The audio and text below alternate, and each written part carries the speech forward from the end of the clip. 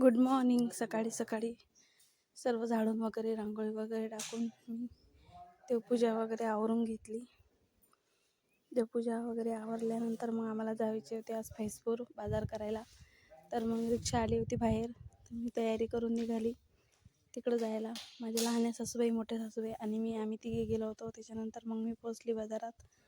बाजारातून आम्हाला सामान घ्यायचं होतं, झाडू, टोपली, सुपळं असं थोडंफार सामान घ्यायचं होतं. मग त्याच्यासाठी आम्ही गेलो होतो बाजारामध्ये. मग अजून आम्ही जाताच वेळी काही भरलं नाही. हे बघा, हे असं घेत असतात घरी नेत्रांच्या कान टोचण्याच्या कार्यक्रमासाठी. लग्नासारखंच असते, फक्त नवरी आणि हळद नसते, बाकी सर्व असते. मग त्याच्यामुळे आम्ही गेलो होतो आज बाजारामध्ये.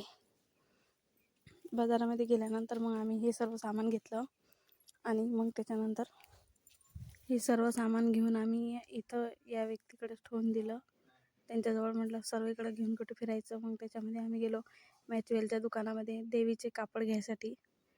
एक व्हाईट कापड आणि एक रेड कापड, असे 2 कापड आम्हाला घ्यायचे होते.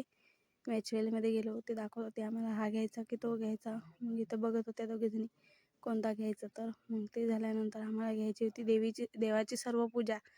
मग आम्ही आलो बाहेर, दुकानाच्या बाहेर आलो होते. तिथं मग सर्व लिस्ट वगैरे दिली आणि त्यांना आम्हाला सर्व सामान काढून दिला. 3-4 पूजा घ्यायच्या होत्या.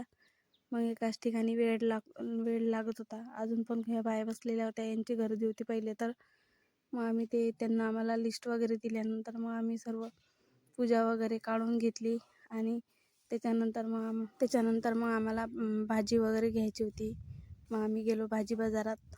थोडंसं तिथेच आहे सर्व एकाच ठिकाणी. मग तिथून भाजी बाजारात गेलो आणि त्याच्यानंतर मग हे त्यांना मडकं ते घ्यायचं होतं, ते तिथे थांबले होते. त्याला बेमातन असं म्हणतात, मी मडकं म्हणते कारण मला समजतच नव्हतं. मग त्याच्यानंतर आम्ही गेलो आईस्क्रीम पार्लरमध्ये. तिथून आम्ही आईस्क्रीम वगैरे घेतला आणि घरून फोन येत होते कारण नेत्रांश घरी होता.